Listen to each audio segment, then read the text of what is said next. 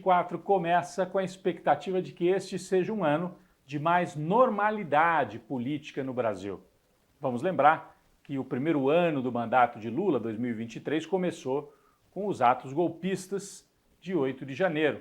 Então foi um ano em que os primeiros meses ficaram muito voltados para isso, a consolidação da democracia, a defesa da democracia que estava realmente em risco.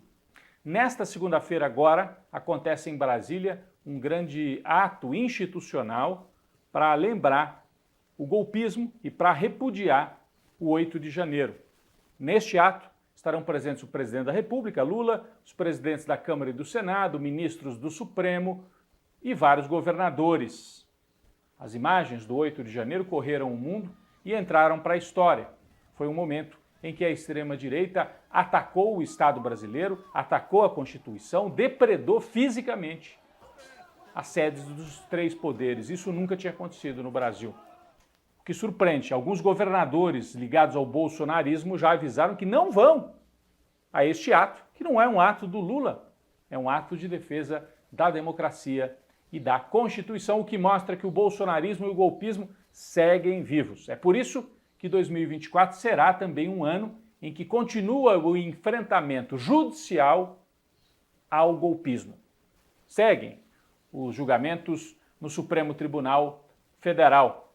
Aliás, o ministro Alexandre de Moraes, que é o grande responsável por esses julgamentos lá no STF, deu uma entrevista agora, na passagem de ano, dizendo que tem informações, e que isso está nos inquéritos, de que alguns dos revoltosos, dos golpistas, apoiados pelas Forças Armadas e pelo bolsonarismo, chegaram a planejar a morte dele, inclusive com um enforcamento em praça pública. É algo seríssimo. Nós estivemos à beira de um colapso total da democracia no Brasil. Temos aqui a manchete dessa entrevista e que depois foi confirmada pelo diretor da Polícia Federal, que disse que esses diálogos existem e que os golpistas chegaram a planejar esse ato de barbárie, de enforcamento de um ministro do Supremo Tribunal Federal. O Judiciário, portanto, vai concentrar os seus esforços nesse enfrentamento ao golpismo de 8 de janeiro, enquanto o Poder Executivo se mantém firme na ideia de reconstruir o Estado brasileiro, que foi destruído. Várias agências, órgãos como IBAMA, para combater desmatamento, FUNAI e vários outros na área de saúde pública, na área da educação, tudo isso destruído pelo bolsonarismo. Então o governo está nesse esforço de reconstrução e de estabilização da economia. A economia terminou bem, como nós já vimos, crescimento de 3% em 2023, e agora existe uma expectativa como vai ficar 2024. Com a estabilidade, os investimentos privados voltam ao país? A gente espera que sim. Mas o PT, o partido do Lula, está fazendo um alerta e, de certa maneira, entrou em choque com algumas das políticas adotadas pelo Fernando Haddad, o ministro da Economia. Tanto que o Haddad foi para a imprensa e deu uma entrevista reclamando do PT, dizendo: os deputados, as lideranças, muitas delas comemoram os bons resultados do governo Lula, mas me tiram disso, como se a política econômica do governo não fizesse parte disso. Por quê? Porque o PT tem alertado para o exagero na austeridade. O Haddad adotou a política do déficit zero. E os deputados, parlamentares entendem que no momento em que o mundo inteiro está em crise, o Brasil não deveria adotar uma política tão restritiva de gastos. Existe uma pressão empresarial para que o Haddad faça isso. O Haddad deu essa entrevista, nós temos aqui também as respostas. A presidenta do PT, a Gleisi Hoffmann, respondeu, disse que o PT tem direito de fazer críticas, e o Lindbergh Farias, que é companheiro, parceiro da Gleisi e é um dos deputados da esquerda ali do PT, também criticou a política econômica do Haddad. Mas isso me parece que é uma espécie de tática do Lula, De um lado, o Haddad faz o jogo que agrada aos empresários e, de outro, o PT cobra para que não se exagere, não se vá para uma austeridade tão grande que possa colocar em risco, inclusive, programas sociais e a retomada da economia. Se você faz muita austeridade, você diminui a atividade econômica, você diminui a arrecadação, diminui a capacidade do Estado de investir também. Isso preocupa os setores da política, porque vai haver eleição em 2024. Então é um ano em que se busca mais estabilidade, mais conforto econômico e também com o olho nas urnas. 2024 a gente vai ter eleição nas cidades brasileiras.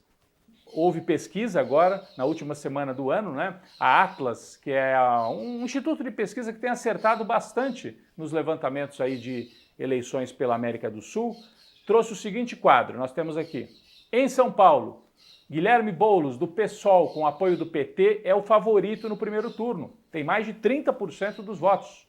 Em segundo, estariam o atual prefeito Ricardo Nunes e o Ricardo Salles, bolsonarista, para disputar quem é que vai ao segundo turno contra o Boulos. Um segundo turno que pode ser difícil para o Boulos, ele vai depender muito do apoio do Lula.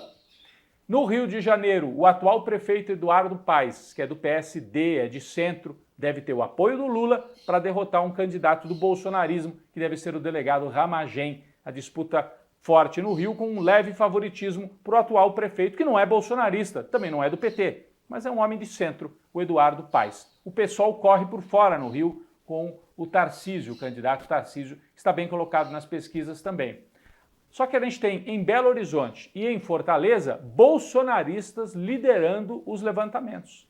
Em Belo Horizonte, Engler, que é um bolsonarista, deputado, está em primeiro lugar, e o deputado Rogério Corrêa, do PT, está em segundo.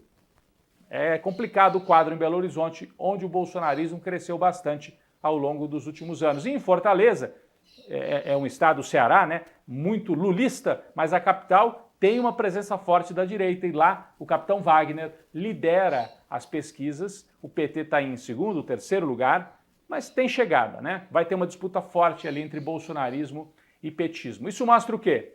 Que o Lula está bem posicionado em várias capitais brasileiras, não necessariamente com nomes do PT, mas em São Paulo com Boulos, que não é PT, no Rio de Janeiro com o Paes, que não é PT, e aí vai ter que trabalhar muito para que em cidades como Fortaleza, Belo Horizonte, capitais outras do Nordeste, nomes fortes ligados ao governo tenham chance nas capitais. O PT vem de eleições muito ruins anteriores às municipais, né? Estava ali no auge do antipetismo. E essa é uma hora em que a esquerda, a centro-esquerda, os setores democráticos, o Lula, esperam recuperar algum terreno. Mas, atenção, o bolsonarismo segue vivo, a direita segue forte e os resultados provisórios, né? Está cedo ainda, mas em Belo Horizonte, em Fortaleza, no sul do Brasil, mais ainda, né? Indicam um bolsonarismo forte. A tendência é que não vai ser uma lavada a favor dos bolsonaristas, também não vai ser uma grande vitória em favor dos setores ligados ao PT. O país deve se dividir conforme a capital, conforme a região, conforme a situação local, até porque a eleição municipal tem um peso do quadro nacional, mas isso não define completamente as coisas. Outra eleição importantíssima em 2024, Estados Unidos. O atual presidente Joe Biden, enfraquecido, com uma imagem de um homem idoso, e muitos estadunidenses olham para o Biden e acham que ele não tem condição de fazer mais um mandato. Ah, é preconceito porque é uma pessoa idosa? Pode ser, mas é um dado da realidade. O Trump, que também não é nenhum jovem, está melhor nas pesquisas hoje. Pouquinho melhor. Mas o Biden tem a máquina e tem o apelo de que a volta do Trump pode significar risco para a democracia nos Estados Unidos. É um ano de campanha forte. Lá nos Estados Unidos a coisa é decidida estado por estado, você sabe, é aquele sistema diferente, né? Quem ganha no estado leva todos os votos daquele estado para o colégio eleitoral. Então vai ser uma eleição acirrada, mas o Trump está prometendo voltar ao poder, o que fortaleceria também o bolsonarismo aqui no Brasil, já que o Trump é um grande aliado da família Bolsonaro. Esse é o quadro para 2024, você vai acompanhar tudo com a gente ao longo das semanas que seguem. A gente continua e espera que você esteja aqui com a gente.